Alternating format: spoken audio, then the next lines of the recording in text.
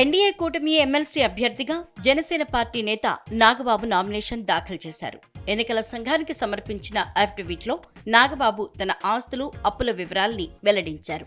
70 కోట్ల రూపాయల ఆస్తులను ప్రకటించిన నాగబాబు తనపై ఎలాంటి క్రిమినల్ కేసులు లేవని స్పష్టం చేశారు. అయితే మెగా ఫ్యామిలీ గురించి ప్రతి చిన్న విషయాన్ని ఆసక్తిగా చర్చించే అభిమానులకు నాగబాబు అఫిడవిట్లో డిక్లేర్ చేసిన ఆస్తులు, అప్పులపై ప్రస్తుతం చర్చిస్తున్నారు. చిరంజీవి, పవన్ దగ్గర నాగబాబు అప్పు తీసుకున్నట్లు ప్రకటించడం మరింత ఆసక్తి రేపింది.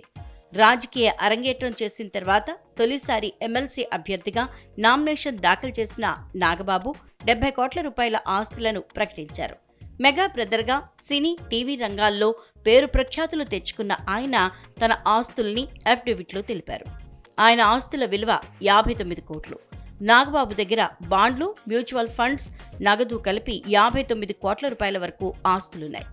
ఇందులో 55.37 కోట్లు మ్యూచువల్ ఫండ్స్, బాండ్ల రూపంలో ఉండగా చేతిలో నగదు 21.81 లక్షలుగా ఉంది.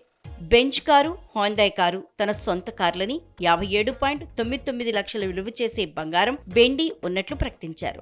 హైదరాబాద్ పరిసరాల్లో 11 కోట్ల స్థిరాస్తులు ఉన్నాయని తెలియజేశారు. అఫిడవిట్లోని ఆసక్తికర అంశాల్లో ఒకటి అన్న చిరంజీవి, తమ్ముడు పవన్ కళ్యాణ్ దగ్గర అప్పు తీసుకున్న విషయం.